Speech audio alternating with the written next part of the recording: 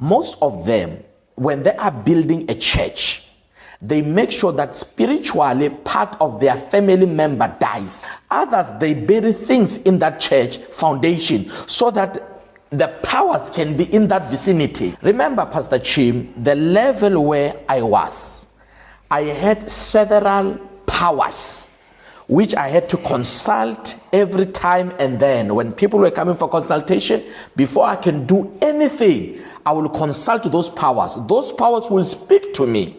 Remember, Pastor Chim, I used to go and sleep by the graveyard. Sometimes these powers will instruct me, take me to go and sleep by the graveyard so that I can accumulate more powers. And it does not end there. I used to take, this water where you bath dead people.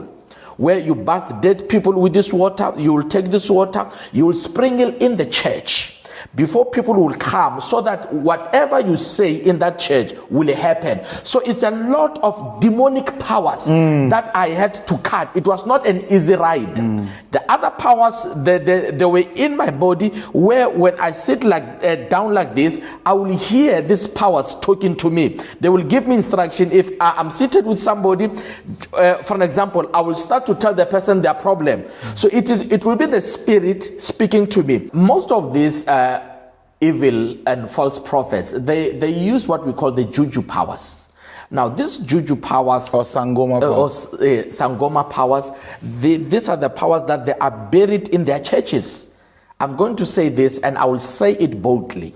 Most of them, when they are building a church, they make sure that spiritually part of their family member dies when they're doing the foundation of the church, because they will use the spirit of the deceased from their family to be the one that will be working for them in that church. Others, they bury things in that church foundation so that the powers can be in that vicinity. When coming to the tricks, the powers, it works for the following: to attract people, crowd. People, when they go to that church, they don't go because they're looking for the word of God. People, they go there because they've been forced by these evil powers. They will have an overflow. It's a stampede. They don't mind as long as they are there. Now, when coming to the tricks, number one, they've got different types of tricks. Let's say they're calling people by name, calling people by ID number. They work with what we call their agencies, which are called ushers, church ushers. Before the church begins, the ushers will move around, collect information. They can just come and sit next to you and just talk with you. If you are driving a big car and they've got a target, if you are driving a big car, you come to that church, they've already spotted you, and they will give the information, they will retrieve information from you, give it to the false prophet.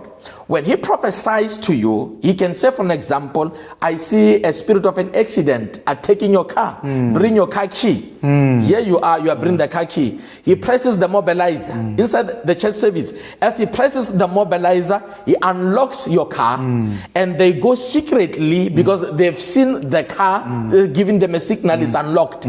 They open it and they insert some things there. They will give you a prophecy and say, don't touch this car, pack it at home for 7 days. After 7 days, you open the car, you find things that you don't know where they come from. It's because they've been inserted by those agents.